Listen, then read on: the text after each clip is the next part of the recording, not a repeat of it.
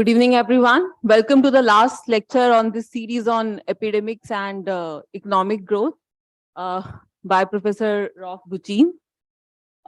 So far he has set the background and he has talked about all the modeling approaches that have been used to model epidemics in the growth literature.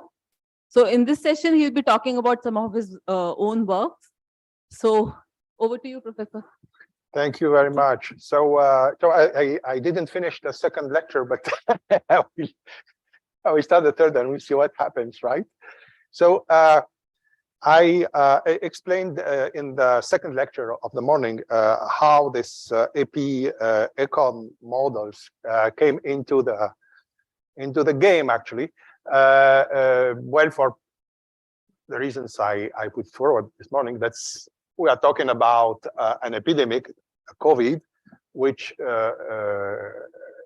has been so violent, so severe that all the governments all over the world have had to lock down almost everything for several months.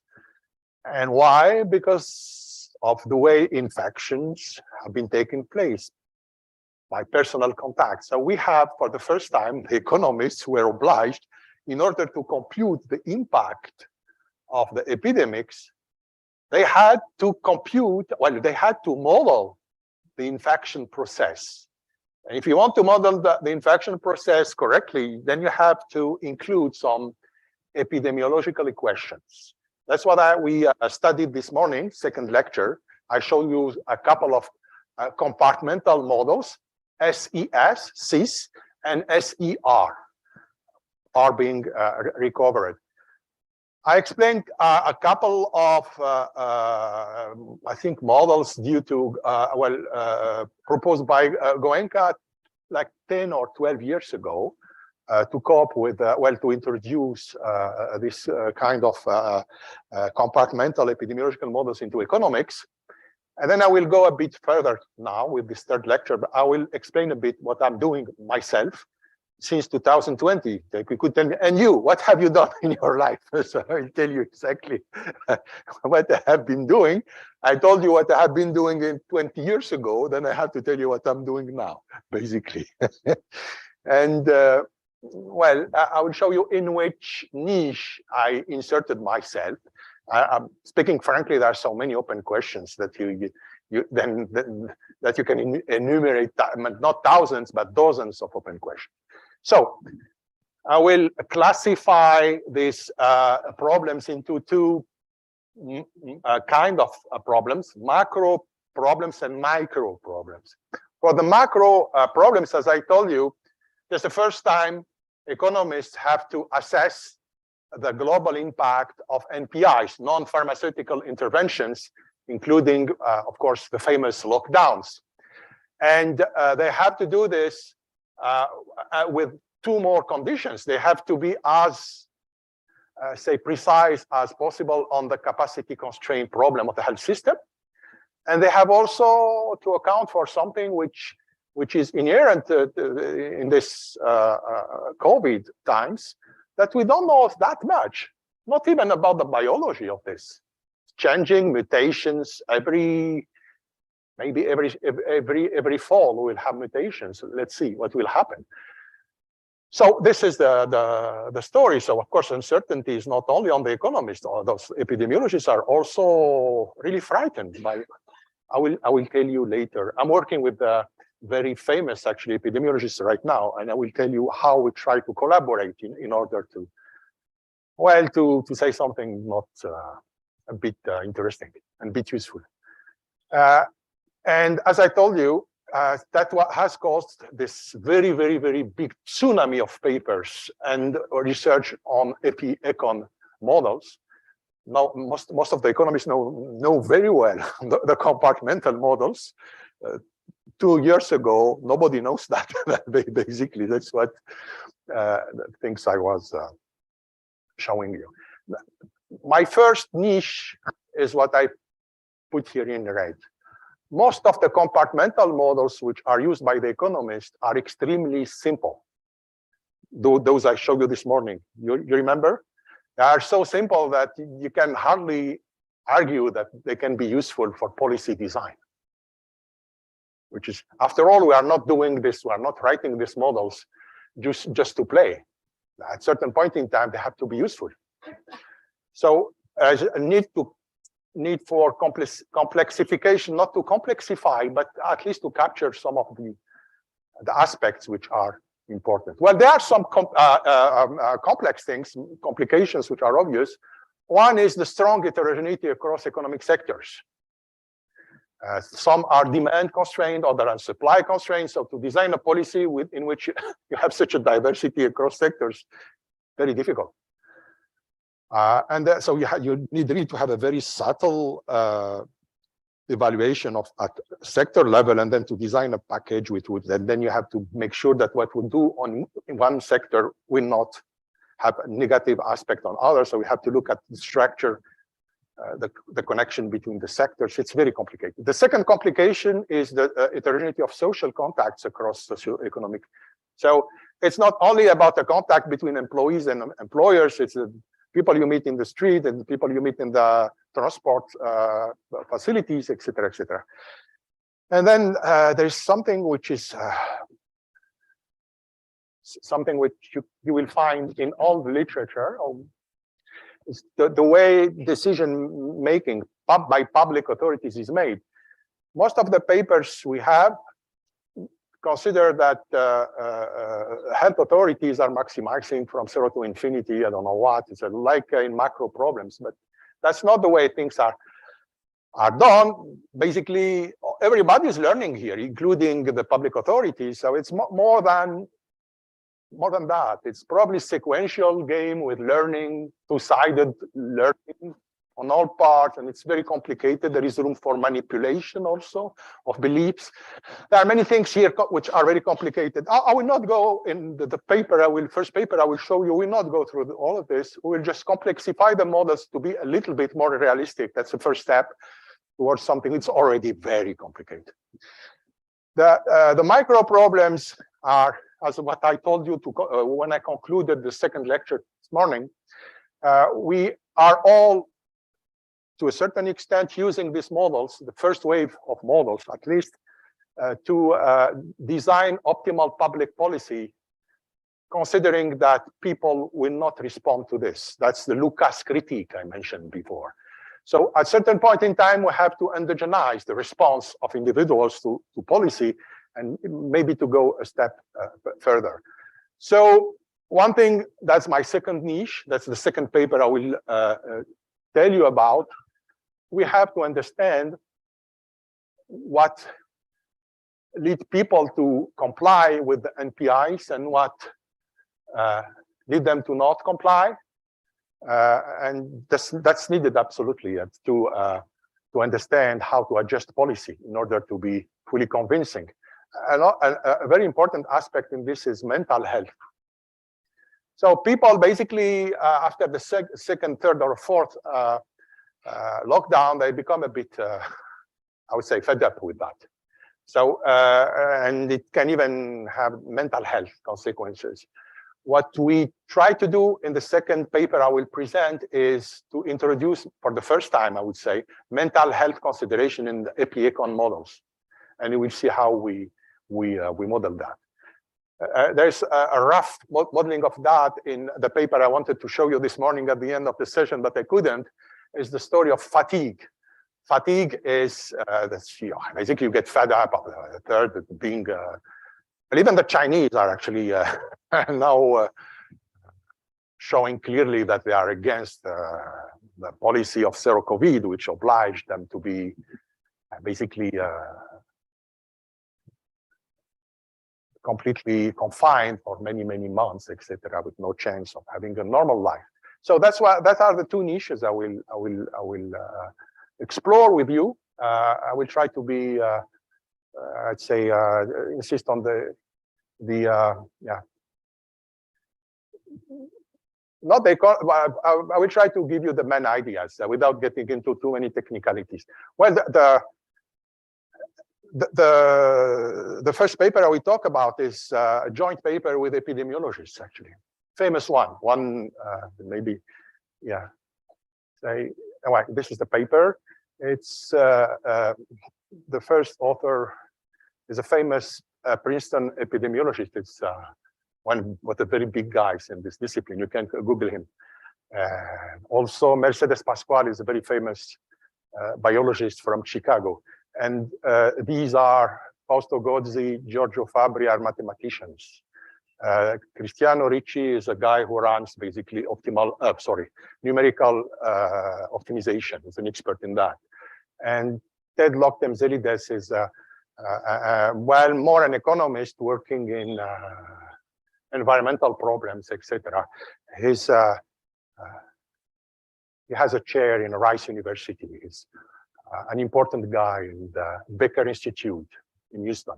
Okay, so this, you see, we have to put all these people together to produce something, which is the paper is almost to be published in Science. You see, so you can target important journals. So we are very far from economics here, to be honest, and it's better because then when you publish in Science, it's you get to. So we are waiting for the publication. Okay, so the idea is actually very simple. If you actually, I got this question, I think this morning, and I think by you or someone here. I was talking about the model of the decision, the problem by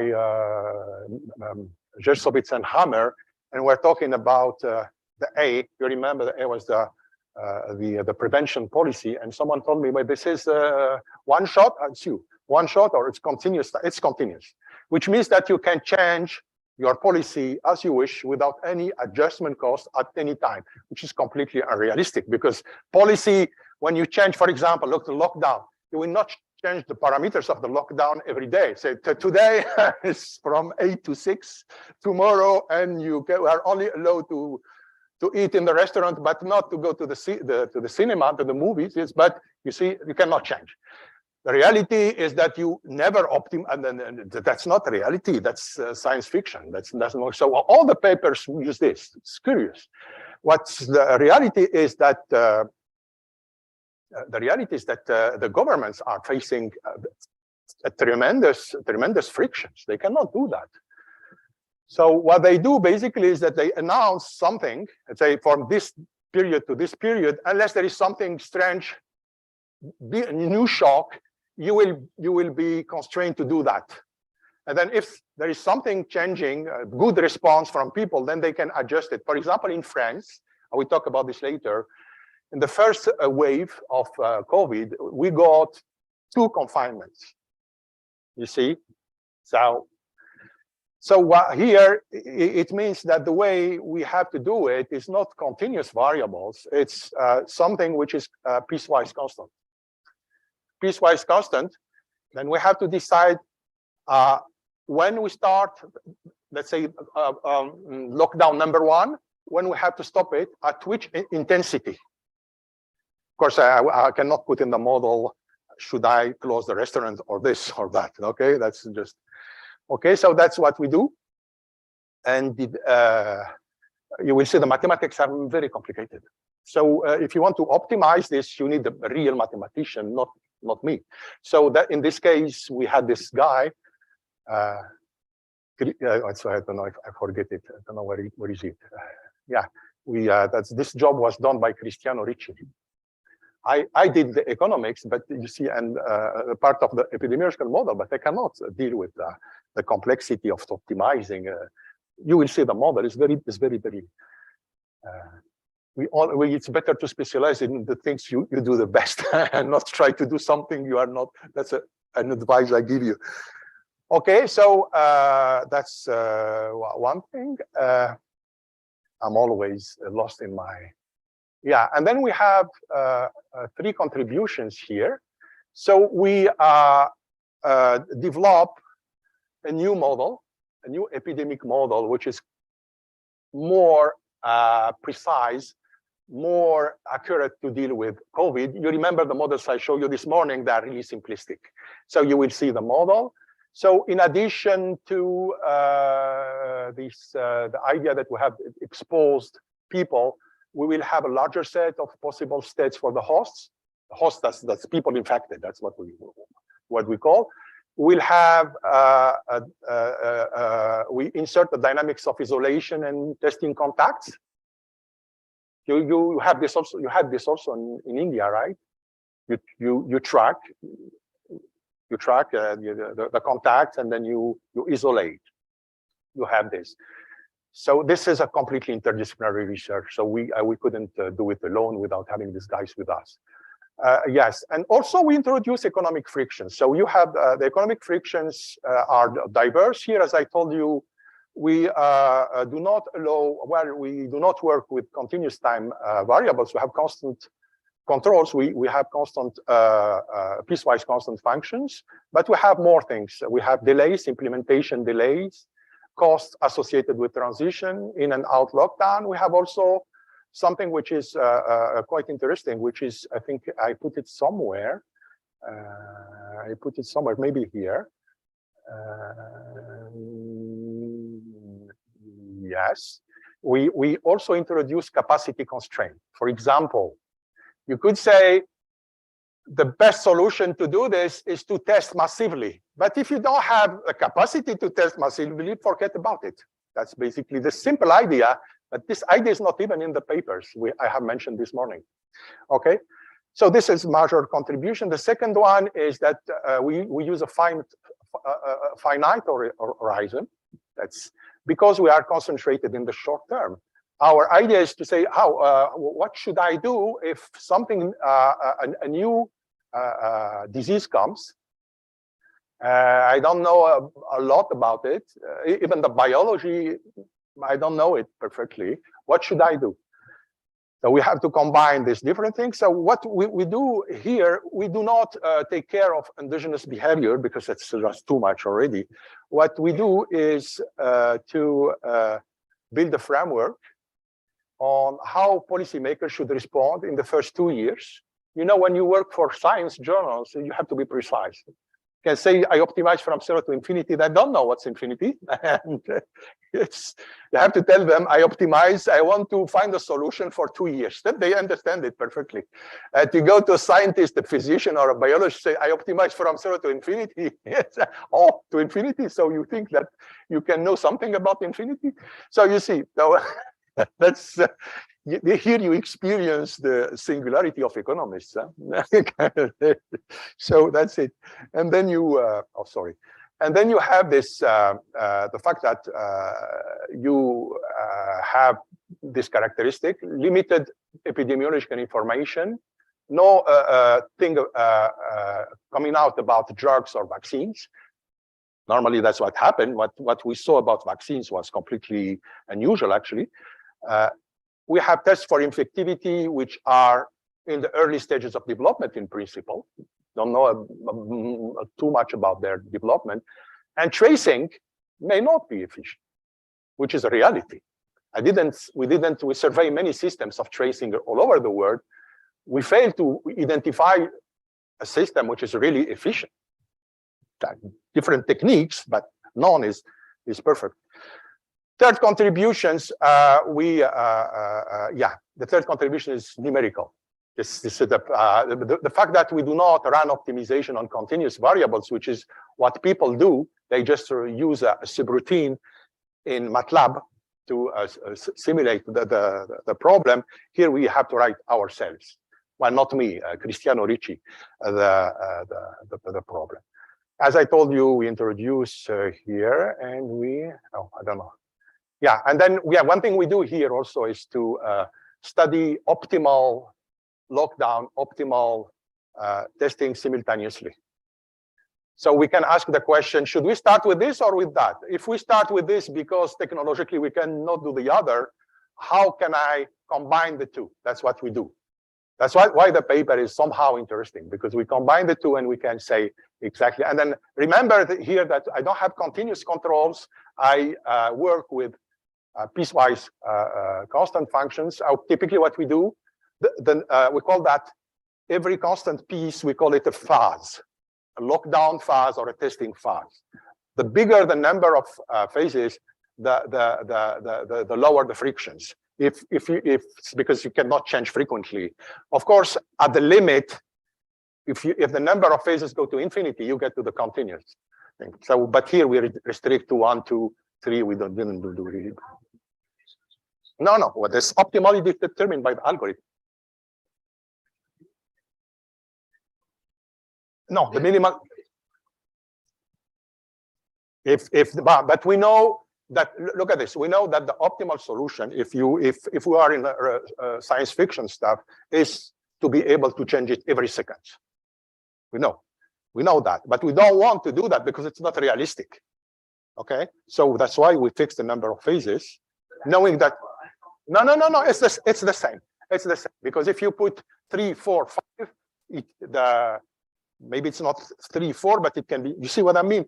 The optimal number is always infinity, but it can be, because you can, if there are no frictions, you would prefer to adjust in continuous time, right? Okay. So here we fix the number of phases, but what we didn't find any case in which the second phase is 0. It could be, but it's very. It's a numerical problem. We don't have any case like this. It could be that it can happen, but what we basically found is that with one phase already, we can say many things. So if you increase the phases, it could be the case if you propose 3 to the algorithm, it will select it's 2. But if you go to 4, it may select. So it's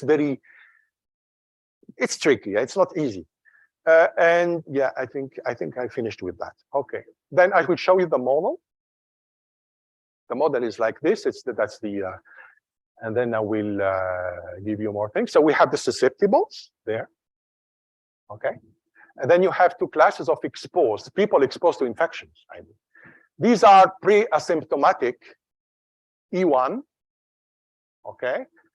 E2 are the asymptomatic who are at the same time hosts. E2 can transform into the E1 can transform into E2. E2 can transform into I1. I1 are infected, not hospitalized yet. So not really, do not need just go home and then take some drugs there and then you wait.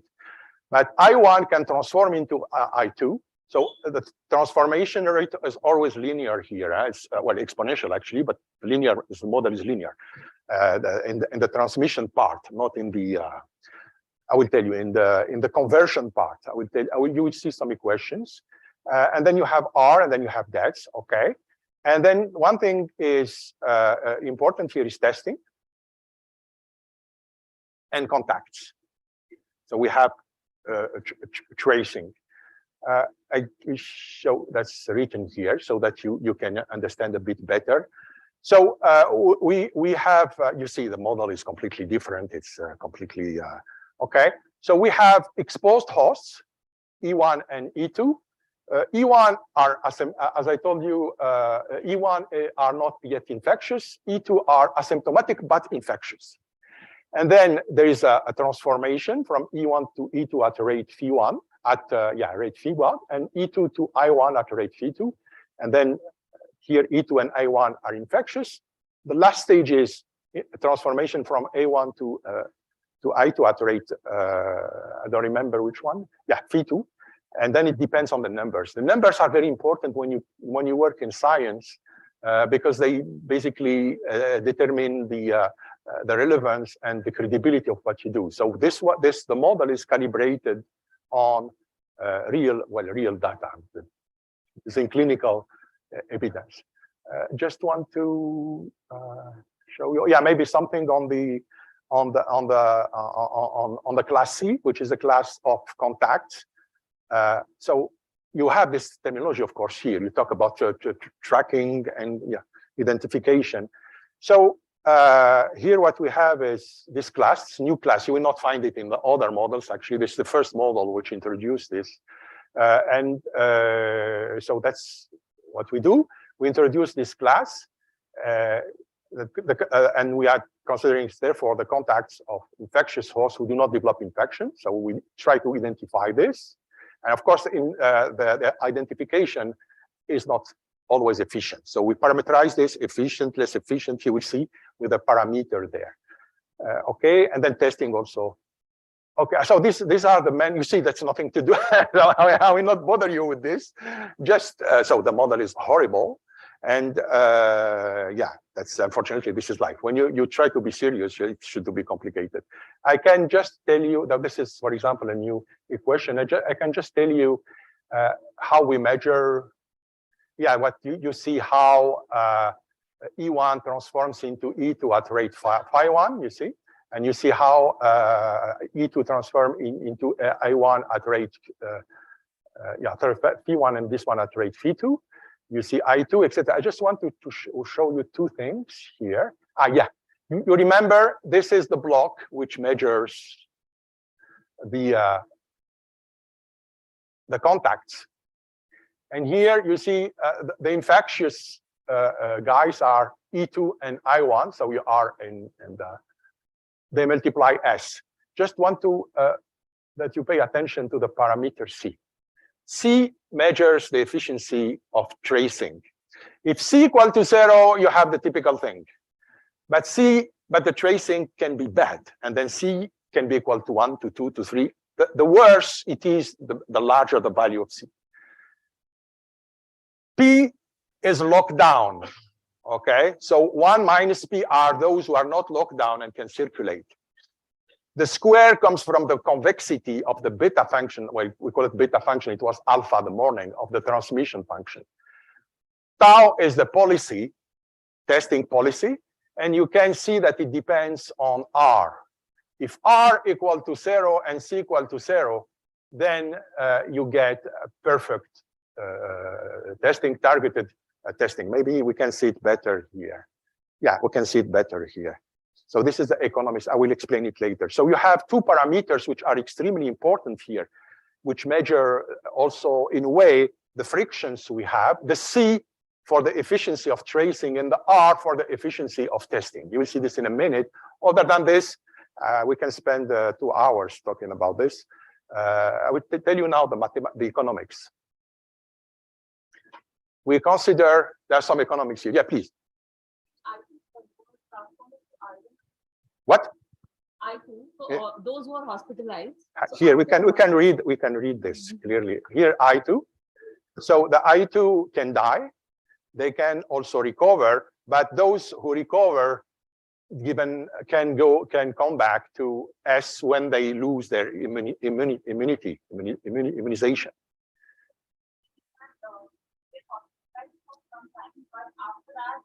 Yeah, and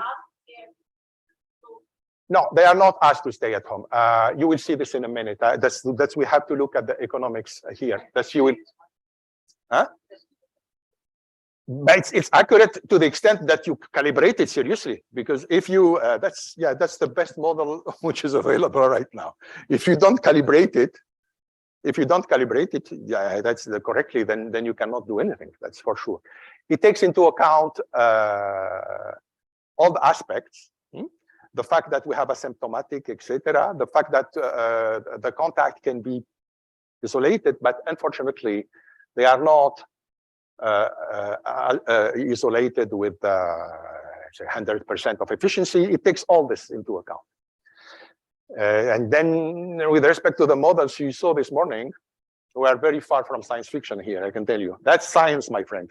That's not economics. It makes a difference. So, okay. So this is the production, or this is GDP. So if the P is the lockdown, if you a fraction P of population is confined, okay, then you lose. So the working people are only 1 minus PL, okay.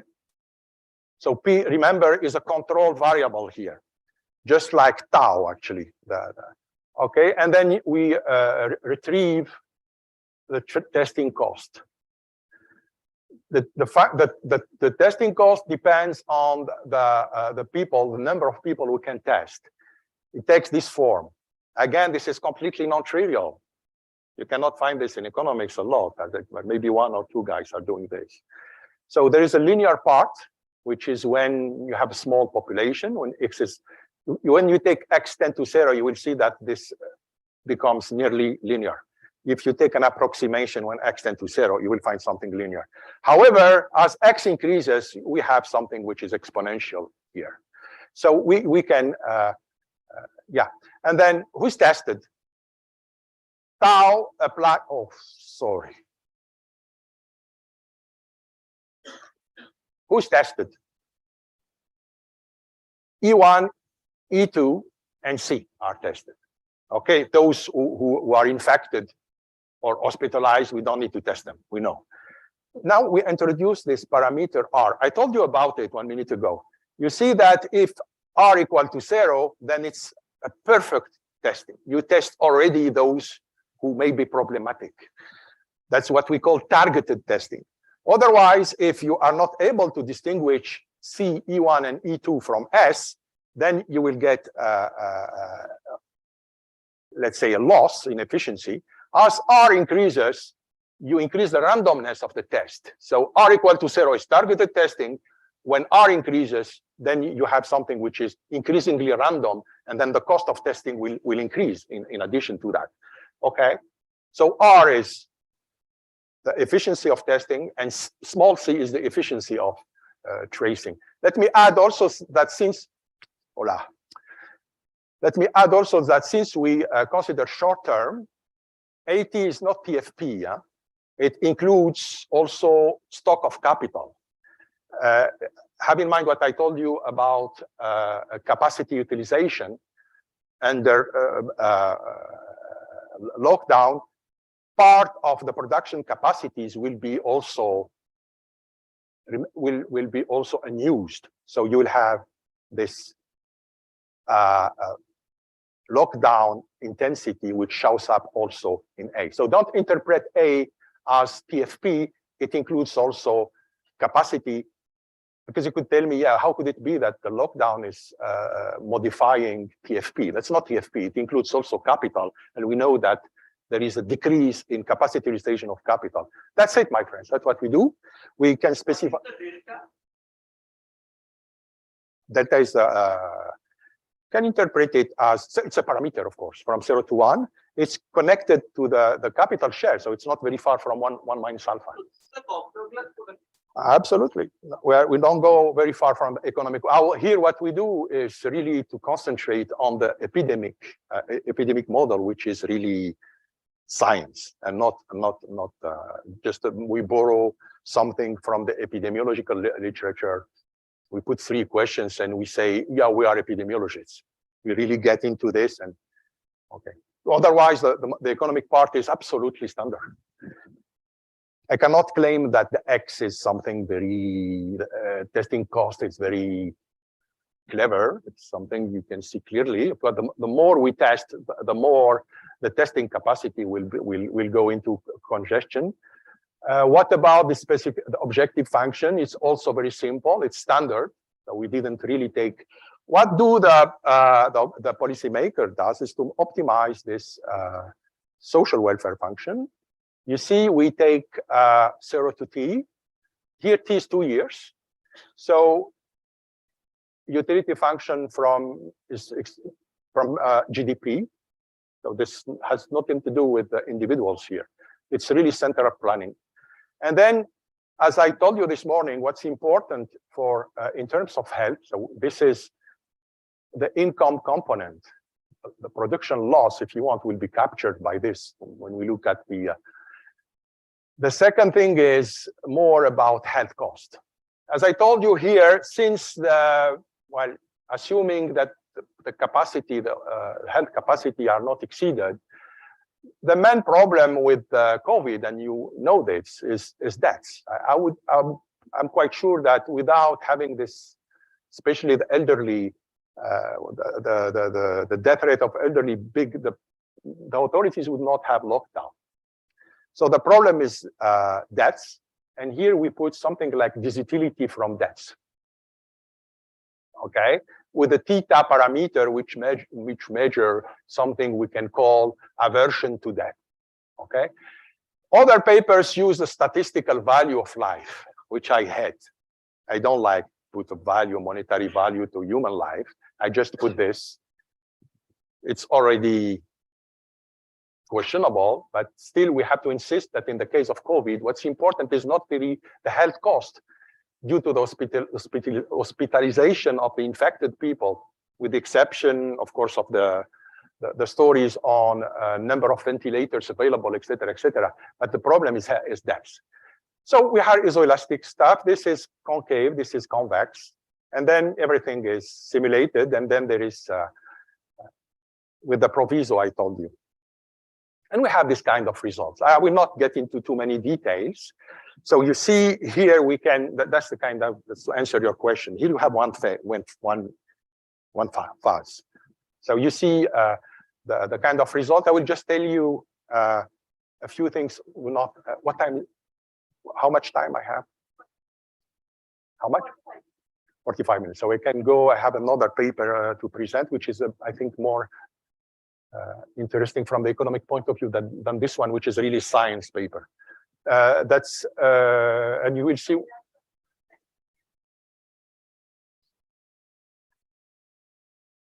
Yeah, that's a good question. So what the social choice problem involves to choose P, lockdown, which is everywhere, as you can see, tau, testing. And we, as you remember, the optimization is within the set of piecewise constant functions. Yeah. That's it. That's what we do. The tracing, the C is not chosen, it's given. It's R and C are parameters. It gives you an idea about the efficiency of testing and tracing. It's very difficult to. Okay, that's what we do. Okay. And that's it. So this basically I will tell you that's two things. The paper is 40 pages, so you will not like I would only pick this. I will not spend too much time on this. What we have run, I don't know how many thousands of simulations. So what we found is, first of all,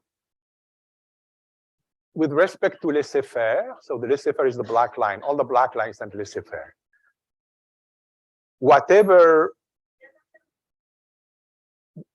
p equal to 0, and you don't test, you do nothing. Okay, then we prove that, when we prove that, we find that, because it's impossible to prove anything in this kind of moment. We find that lockdown is always better than laissez-faire for many reasons. You see that here we try different implementation times for the lockdown. The idea is you can start it 2 weeks after the outbreak, the start of 4 weeks, 8 weeks, and 16 weeks. And you understand here, so this is what you see here is the production loss we have with respect to the initial production when you implement the optimal lockdown phase, in this case, with this kind of delays. And you see clearly that the red one is the one which will push you almost to block everything. It's close to 100%. So if the latest you implement the lockdown, the hardest it should be. So it's better to start it early, but this is. The thing is, so it's much worse than the laissez-faire, actually. At first glance, you see that the loss is tremendously bigger. So you can ask the question. However, the lockdown is the one which will allow you to fix the problem and to eliminate, this is what, hospitalization after 1.5 years. That's in without mutation. The laissez-faire will always let the door open to further infections. Okay, if we apply the optimal one, the optimal lockdown, so whatever the delay, the implementation delay, would be able to eliminate. But nobody does the optimal lockdown nowhere, actually. While the laissez-faire will leave the door open to other infection in the future. Now, this is the comparison of the production loss with respect to the initial one. we can compare the merits of lockdown versus laissez-faire by taking all the cumulative production losses. You see, if you integrate everything here over every, you see, because you could say, yeah, but the loss is important here and less important here. Then you will see that the laissez-faire is dominated, except for the case where you have 16 weeks delay, depends on the value of theta, in which the cumulative loss in production is a bit lower. However, this is compensated. Remember that we have a social welfare function which has two components, this one and this one. This is cumulative deaths. And here in this case, you see that even the red one, you see goes quickly down. So the message here is that lockdown is better than laissez-faire, even if we start later. But if you start later, you have to implement a very, very harsh, which will save lives, but not like in the, if you start, that's one thing. The second thing we do, that's more interesting actually, is to compare testing with lockdown.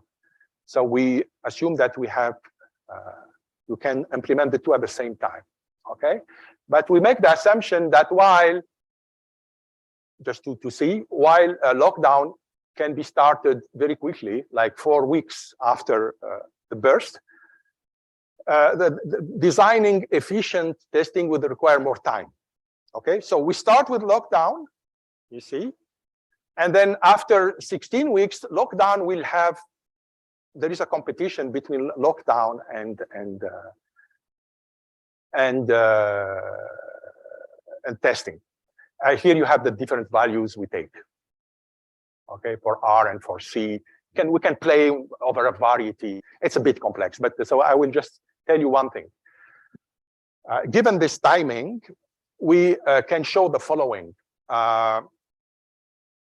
As soon as in the case where there is no constraint on the capacity of testing, the optimal policy is to stop lockdown as soon as the testing arrives, and to test massively, to go to the limit of then to stop lockdown. That's the optimal solution. Now, if you have capacity limits on the testing capacity, then the two should coexist, except in one case.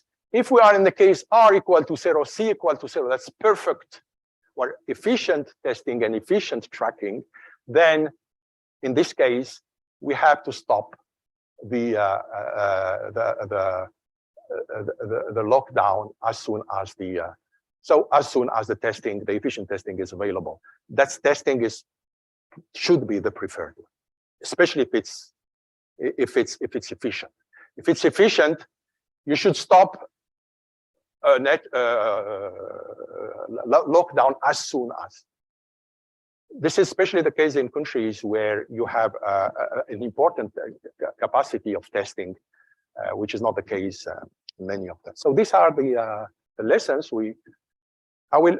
If you are interested, I can spend much more time on that. If you have questions, ask me. I will reply. The paper will be published in a couple of months after the.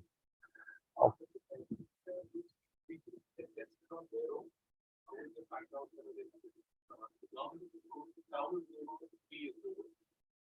No. Wait a minute. I don't understand very well. What? In this one, in this exercise? Yeah. Oh, well, maybe it's better. So in the laissez-faire system that you have, so will individuals get tested on their own and find out whether they have the disease or not if the government is not testing? How does the system evolve? The system evolves according to these equations, as you can see, which are calibrated seriously, I would say. And then what you say, I'm not sure I understood your question. What we do is to optimize with respect to two variables, the P, which is everywhere, and the tau, which is everywhere. All the rest are parameters. No, when you say laissez-faire, it means you do nothing. You let everybody, that's your question? Yeah. No, testing, you do nothing. It's laissez-faire, you do nothing. So if the government does nothing, so how will people,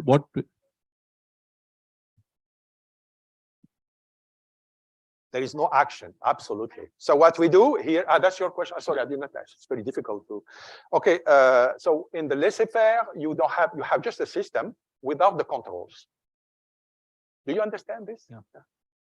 So you can, however, you can, of course, with this, you can compute everything. You can compute the trajectory, all the trajectories. And here, for example, absolutely. That's what we have here. For example, in the laissez-faire, it's your question, we don't test. Don't test. You leave the system goes alone. This is the story which have been told. You remember the story of Sweden leaving everything. That's what. How did you call it? I forgot about the name. That's exactly. So that's our message is that this kind of technique, this kind of, is completely dominated by lockdown. Even if we started very late, you can always. I just get a rejoinder to that. I think the concern is that if there is no public testing, is there like not a private market where people can choose to go and get themselves tested? So I think what I don't get is if it is the case that there is laissez-faire, nobody gets tested. Nobody can choose to get tested either in this framework. In the model, I'm talking about my model here. Yeah. In my model, laissez-faire means that the public authority doesn't take any action.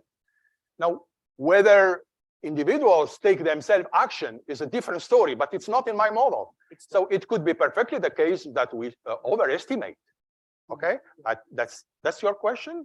That's perfect. Okay. I misunderstood it, but that's your question. It's this one. And then what's really important for us was this second leg, the comparison, which has nothing to do with laissez-faire or what is about what the combination of lockdown with testing. So most of the people think that lockdown is the unique solution, which it's not at all the case. And the Korean case, South Korea, is an example of that. If you go for something which is, assuming that you have efficient testing, which is testing and contact tracing, etc., and everything is efficient, you don't need. Of course, it's like it's obvious. You don't need lockdown. If you do this seriously, you test the guy who is host, who isolated, and he's serious. He complies with this. It's finished. Okay, so let me go to the second niche. One question. So, in the previous model, you were just doing calibration. Yeah. But that's the kind of yeah. Please. okay, so but what are the alpha? There are many parameters actually. Yeah. So and I think that there is enough data to estimate those parameters also, right? We don't go for estimation. We do the estimation in the second paper Okay. because we have a really big data. Okay. We don't have big data for the others. Okay. So what we do is just calibration using the typical numbers we found in the science literature and in certain very deep surveys. Okay. But it's a bit early to. I told you the first paper is really to say, what if we take seriously epidemiology, the epidemiology of the COVID, and what if we take seriously and more realistic way how policy control is actually conducted? Yeah. Then you go to something which has you go to something much more ugly than what we saw this morning. Of course, it's much less pleasant. It's not economics, it's science, so it's necessarily unpleasant. If you go through journals like Science or like Nature, you will find things like this. We are very far from the beauty of optimization, where you can find a local optimizer, and it's much more. Okay, now this is more economics. So that would be how much time I have to finish with that? 30 is okay. So this is interesting. As I told you, in the sense that it was a project. We did this with a grant of the French Ministry of Science, with two co-authors. This one is Jérôme Ada, he's a famous microeconometrician. So he's a former student of mine. So and Jocelyn Thuillier is a public health guy, director of research in the French CNRS. So what we do here is, remember the second niche I was referring to, that's we say, it's the story we have been, in answer to your question. What happens, after all, even if the government does not act, as a human being, if you don't want to be sick, you will do something on your own, right? So compliance to lockdown or not lockdown also depends on individual behavior. That's what we do here. It's trivial to do if you just put something which is completely ad hoc and then you try to find small model. But what we try to do is something a bit more ambitious, which is to identify really the behavior of people. That's why I needed Jérôme Ada. We need someone who is able to identify the behavioral parameters of a model using big data.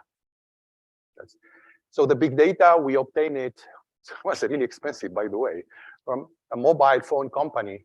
You know, there are other alternatives, like I think there is something in Google, but it's not good. I think what we need here is something which gives us a very precise, somehow precise idea about mobility of people, of individuals. Of course, you will never have the exact identity of the guy because there's some regulation here. You cannot.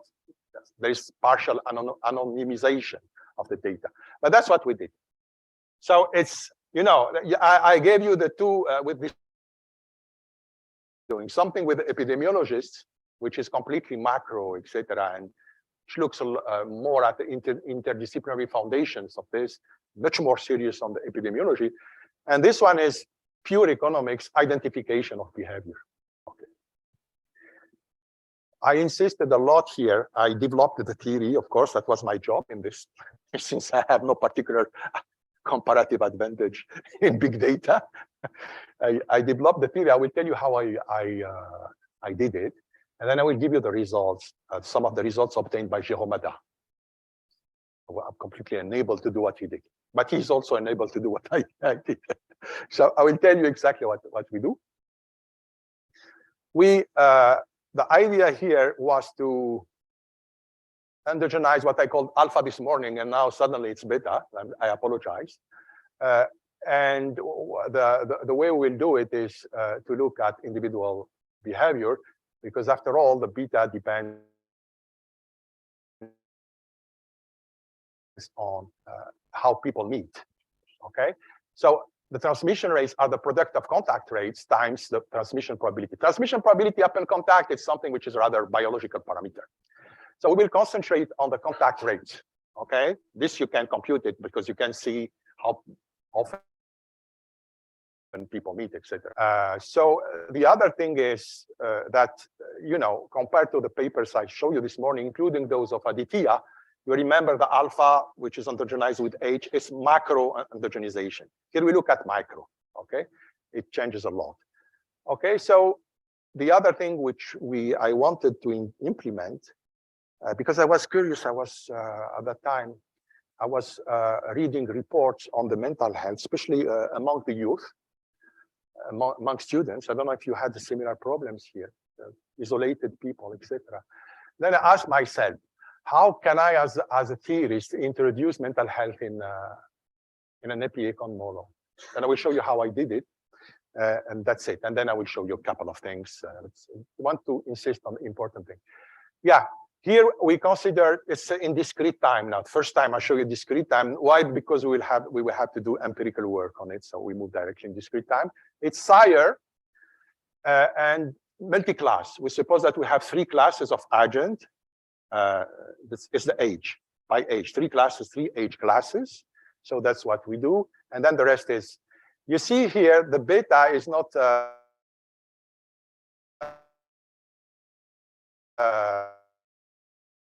absolute. It's here, beta I, if you consider contacts they have with age classes. That's why contacts between two age classes.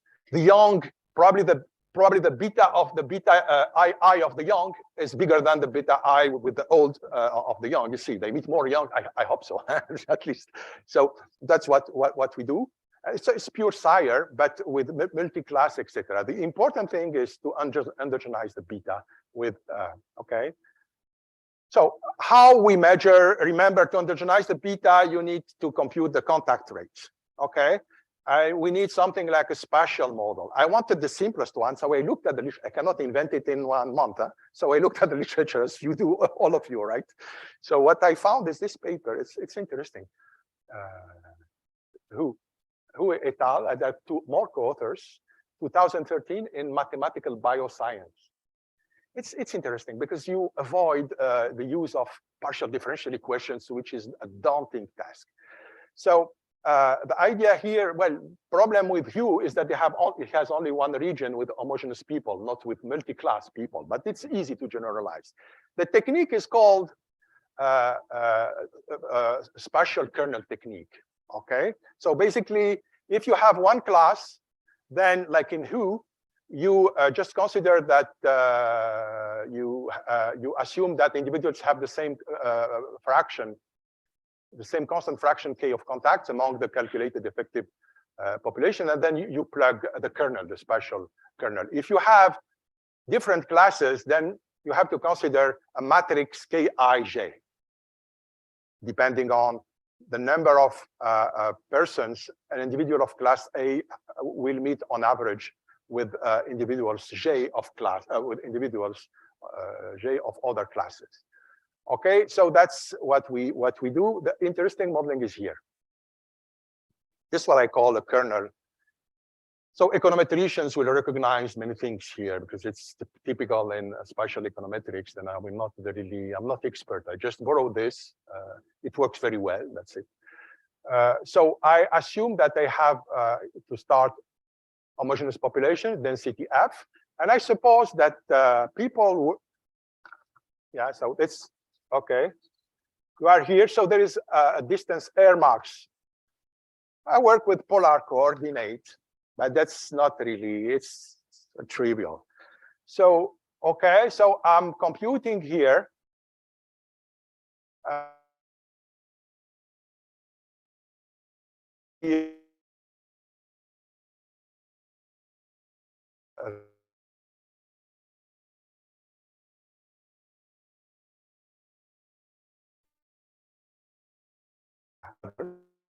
We simply introduce here a function which gives you something like a density of the density of contacts. Okay, this is what I call the kernel. It gives you the possibility for one guy to meet another on average in a region with circular region like this with average with air marks. Here there is no it's since it doesn't, the direction is not important, so you can already integrate with respect to theta and you get 2 pi already. Which kind of kernels are used? Basically everybody's using this kind of kernels, which is pretty much what you can obtain with Gaussian. If you put alpha equal to beta equal to 2 alpha, you get this. Okay, this is a Gaussian density.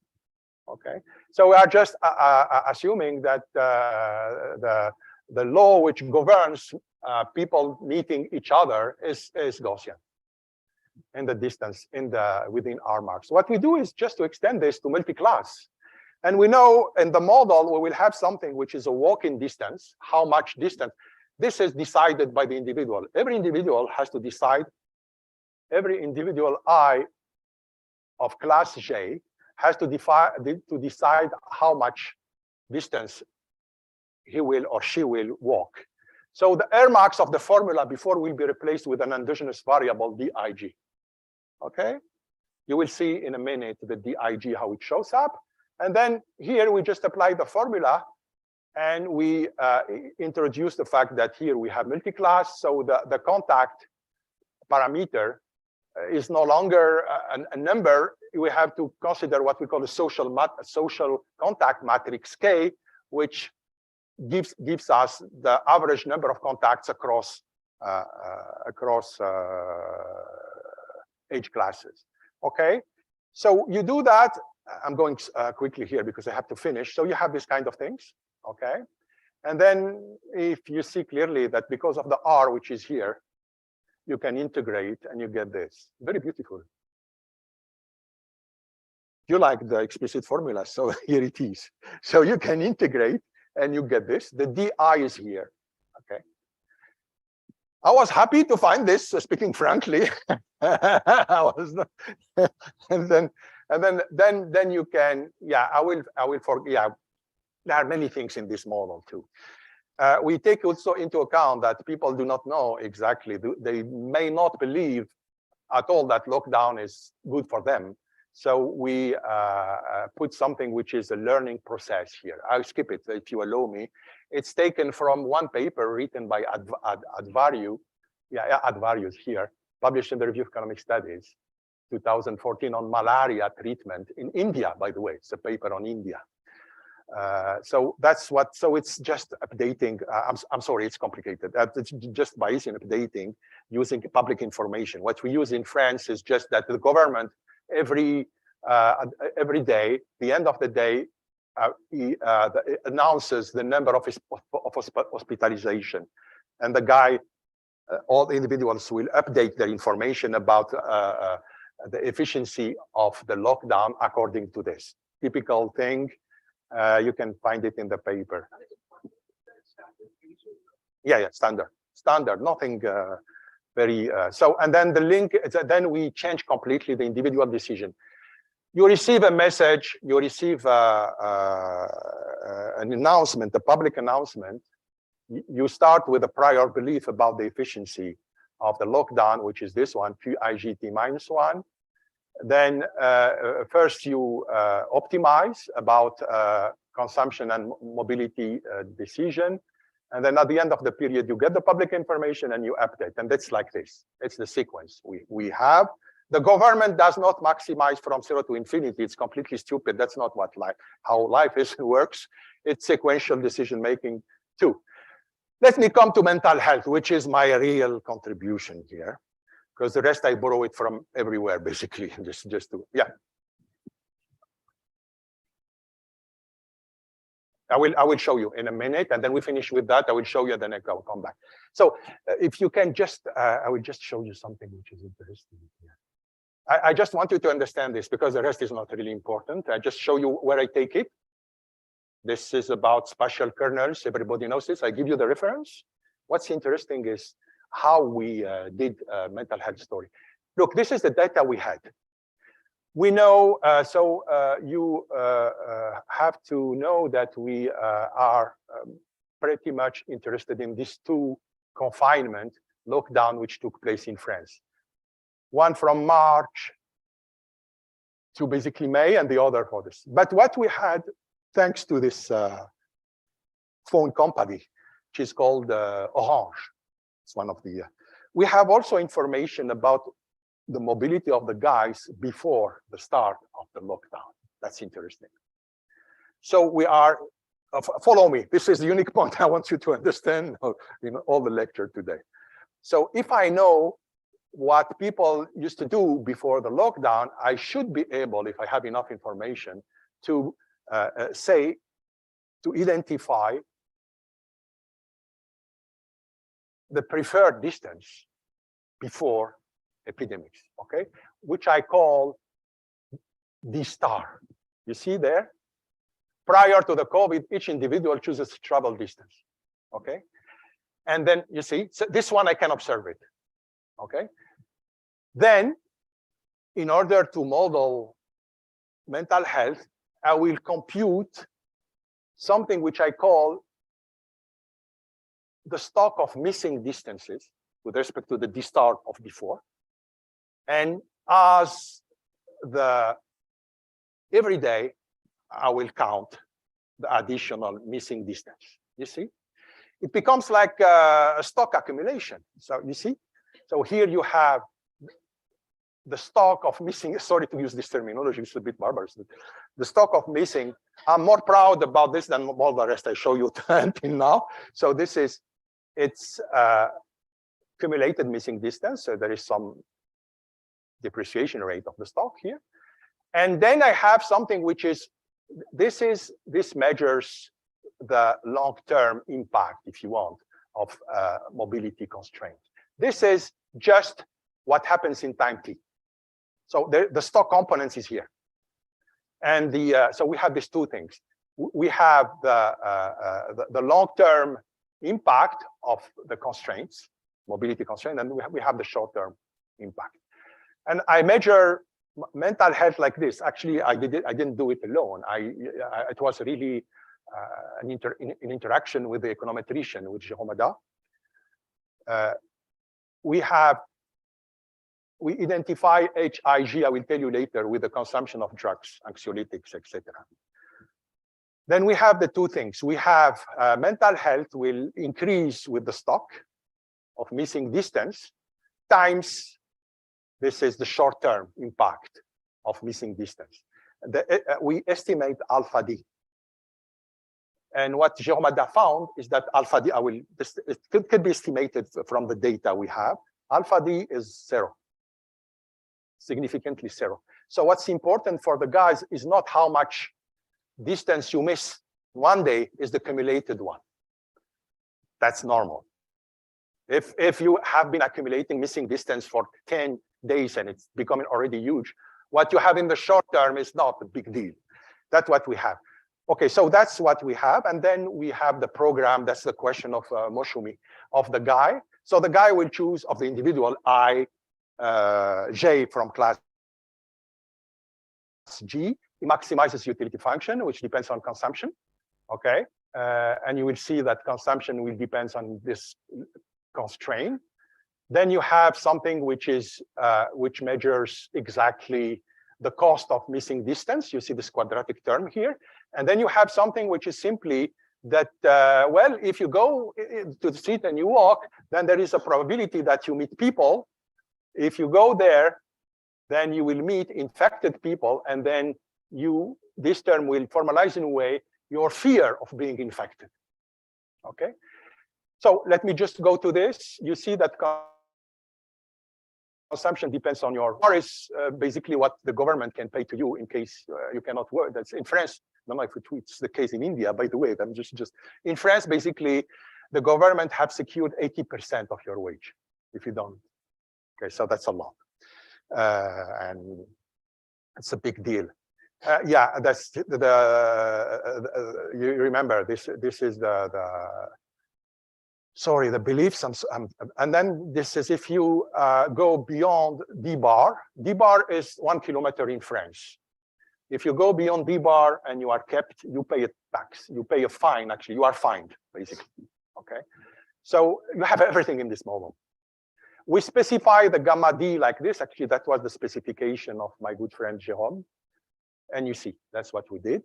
And I was able to prove everything here, to characterize the DIG, the optimal DIG. I skip this, okay, because it's just a stupid mathematics.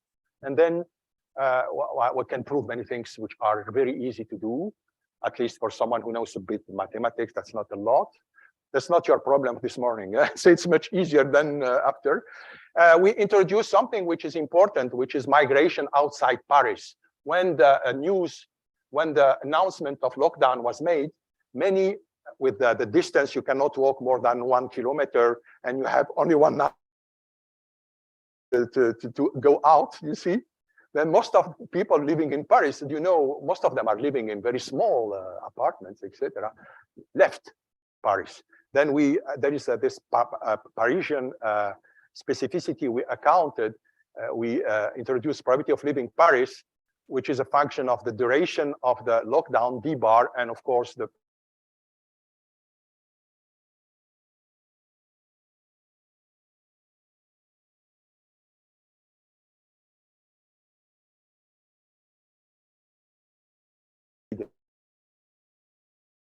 how we compute optimal decision to move, etc., etc.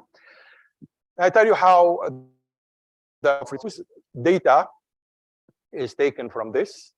The beauty of this is that we could have the mobility in each square kilometer in Paris. Just that's why it costed me 40,000 euros, my friend. So let's say 40,000 euros to have this big data.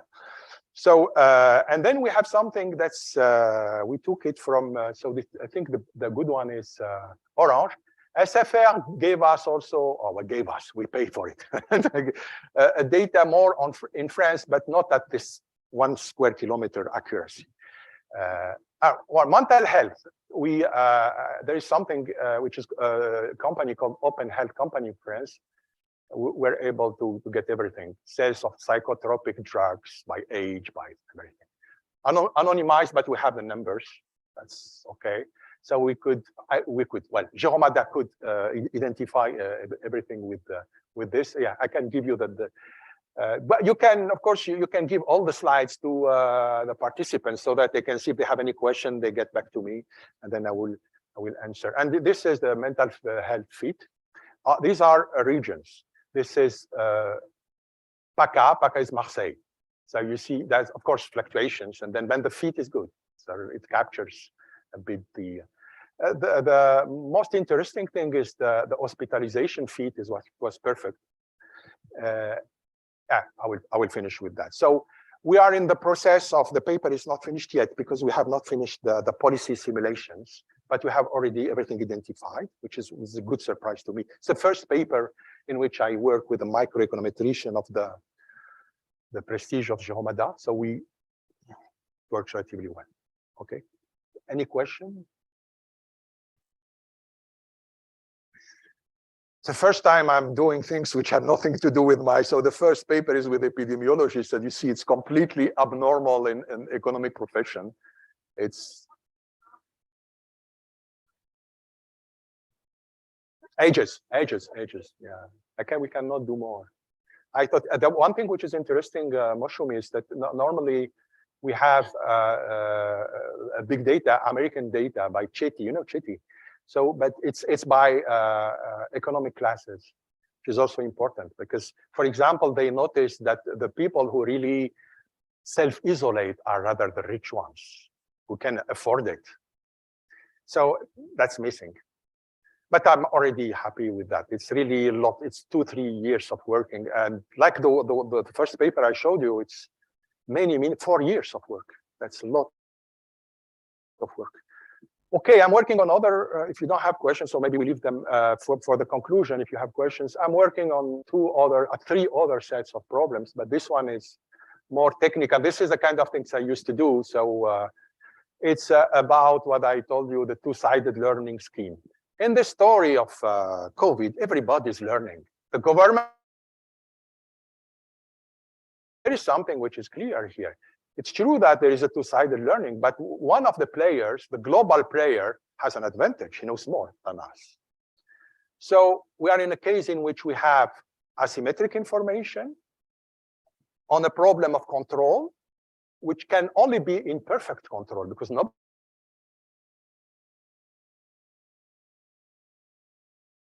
epidemic. It reminds me one paper, I am working on it actually, on inflation control. If you are interested in this kind of topics, I can share it with you. This paper, if you're interested in my problems, if you are not interested in my problems, then work on yours. But this is Cisternas, a Journal of Review of Economic Studies. It's on inflation control. That's exactly the same problem. Nobody can control inflation. Well, we have a perfect proof nowadays. Nobody can control it. We have the central bankers maybe know more than us, but they cannot control it perfectly, right? We are all in the same. They have more information too. So with their announcement, they can manipulate the beliefs in order to push you to go into a certain direction. Okay. So I would say that we are exactly in the same case for COVID. The government can perfectly make announcements, knowing things we don't know, in order to push you to comply or to not comply, etc., etc. So what would be the importance of this kind of strategic issues. I have no idea, but I think that it's worth studying. That's it's a lot of mathematics here, but I think it's worth a try. More broadly, I'm working with the same guys, by the way, those who work with me on the science paper, on a program in which we not only consider endogenous behavior, like the second paper I show you, but strategic interaction. I have a global player, the government. We have individuals like you and me. Let's call them market players, and the market players interact between them, and they interact with the government. There is a large size of players here, many players. If you want to be serious, at least you need to take a population which is large enough to cope with the important heterogeneities. So the keyword actually is not the size, it's the heterogeneity. The more heterogeneous we are, I mean, genuinely heterogeneous, the decisions will be different, and then we'll have different outcomes. That's a big project. We try to use a new class of games called mean-field games. We have mathematicians with us. I'm not expert in this at all. So I'm learning like you. Well, like you, maybe you don't know these games. So we are trying to do that too. The second class, and then of problems I'm working on, is what I told you in my first lecture this morning. I connected COVID with the ecological crisis, because as you know, you remember the story of the initial story, that has been told about COVID is that in a certain, I don't know which Chinese province, someone eat pangolin, or to say it in English, pangolin? What's the name? Pangolin or something? He eat something, okay?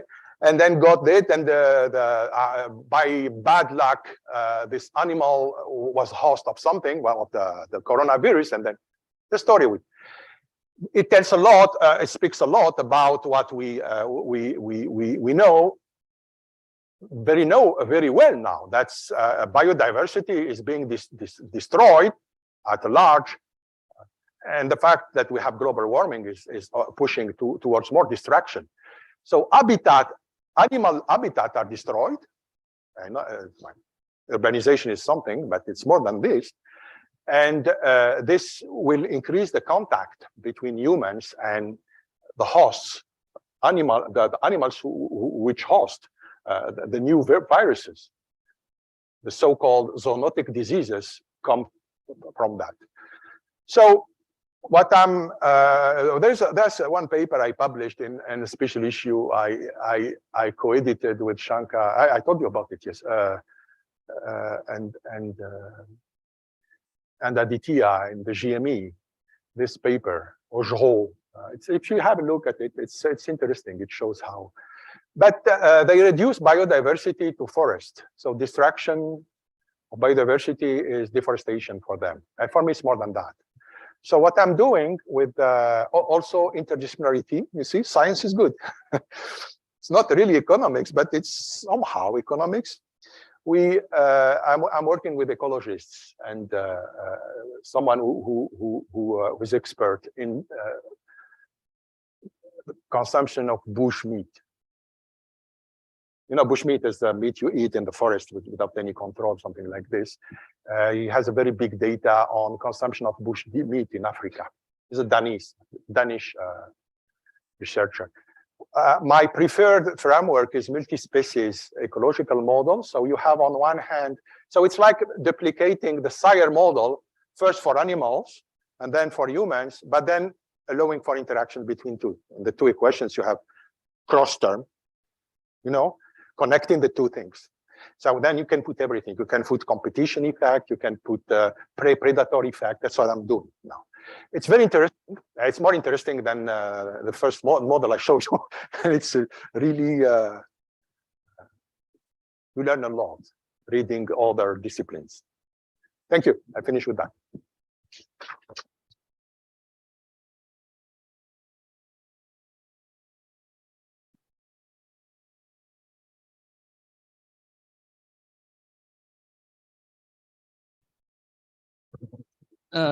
Here you discussed, in all three lectures, you discussed epidemics. Now, from the COVID pandemic, we know that the impacts are vastly different across different income strata, actually. So what's different? Alpha, you say? the effects The effect. effects are vastly different Different across countries. across different income strata. So Different income strata within a country.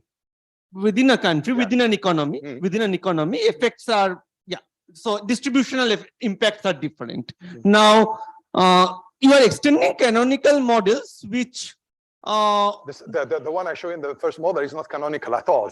no, It's, means I mean it's extremely heavy. you use isoelastic consumption functions. No, that's the epidemiological model is not at all standard.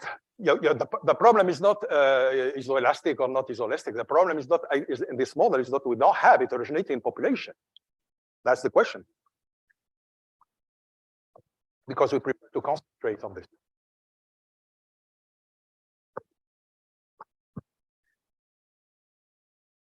So I want to go back to a continuous time model, theoretical. If you had a full graph exogenously given, this is the graph of movements that are allowed, let's say the roadmap of a country. And if you had to implement local lockdowns as policy, which means what? I mean, you observe something, the dynamics tells you what is to be allowed, what is to be not allowed from time to time. Could that be a problem that you think is a tractable problem with obvious theoretical choices? Am I clear with the question? Well, I can tell you from the mathematical point of view, which is my discipline, but whether it is interesting, it is feasible is a different story. What we observe is something, a kind of anonymized data. Let me come back to this. Yeah, maybe I can even show. And then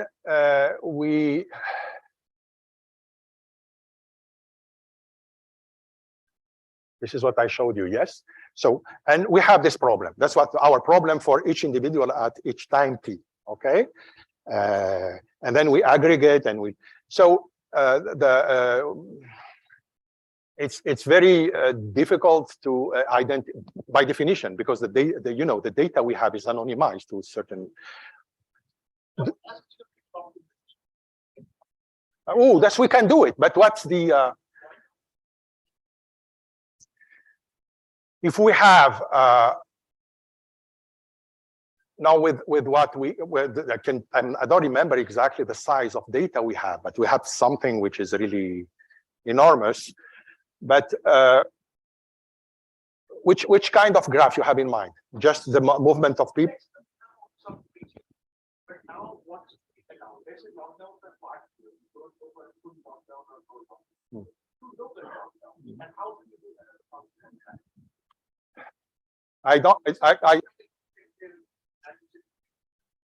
So you're taking me from the individual perspective I'm developing here to someone who is the head of the region of the place, and then he's deciding about. So what is the interest of doing this for?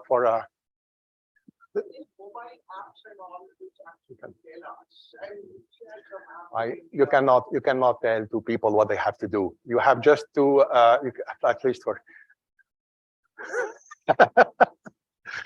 No, I'm against this kind of big brothers things. Okay. I would tell you just simply that this is not what a desirable thing to do, independently of. So you put a camera on the every square kilometers, and you. Yes. Yeah, what we are doing here is really based on anonymized data. I don't want to get into this because freedom for me is fundamental. You see.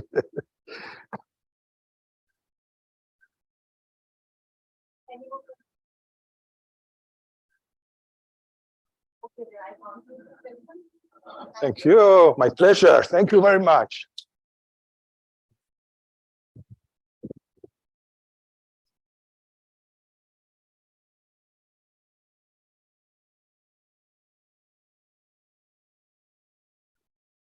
So